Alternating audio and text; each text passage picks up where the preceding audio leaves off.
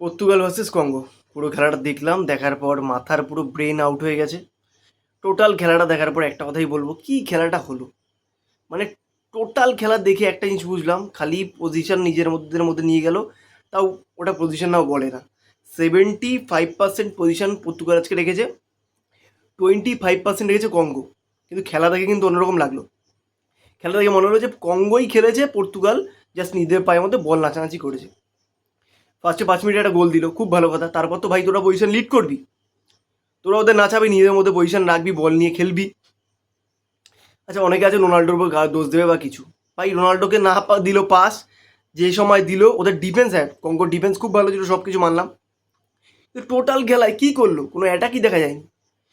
মানে ওরা 222খানা পাস পেয়েছে, আর পর্তুগাল মেবি 769টা পাস পেয়েছে। তাতে যা অ্যাটাক হয়েছে পর্তুগালের সেম, কঙ্গোর সেম সেম 222, আর হচ্ছে তোমার 769টা পাস মধ্যে।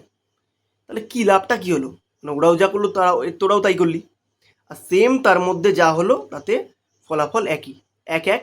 ইভেন শট অন টার্গেট এক, আর শটও সেম। তাহলে লাভটা কী হলো পাঁচটা রেখে? টোটাল খেলায় মনে হচ্ছিলো ওরা জাস্ট আজকে ঘুরতে এসছে, কোনো রকম দরকার নেই, তাড়াহুড়োর কোনো ব্যাপার নেই, হয়তো অটোমেটিকলি পরের রাউন্ডে চলে যাবে, এরকম একটা চিন্তাভাবনা মনের মধ্যে আছে। কিন্তু যা খেলা দেখলাম, এটাকে কেউ কোনোভাবে বলা যায় না এটা বেস্ট মিডফিল্ড। আগের একটা হাইপ ছিল যে তোমার পর্তুগাল এবছরের সেরা মিডফিল্ড নিয়ে নামছে। কঙ্গোর বিরুদ্ধে কী হলো? আমি জানি সব দেশেরই এরকম চলছে, বা ইউরোপের দেশগুলো এবার খরা কাটছে, তবে কী হলো ভাই? ফার্স্ট 5 মিনিটে তোরা একটা গোল দিলি, দেওয়ার পর লাস্টে এই খেলা খেলিস, তাহলে মাথার মধ্যে ঘুরছে এটা কি? প্রশ্ন এখন ওটাই। জানি না পরের রাউন্ডে কী করবে না করবে।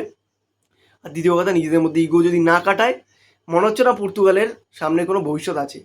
নিজেদের ইগো, এদের এদের এক একজন এক একটা বড় টিমে খেলে 1 বছরের নাম কিনে একটা বিশাল বড় প্লেয়ার হয়ে গেছে। কিছু বলার নেই।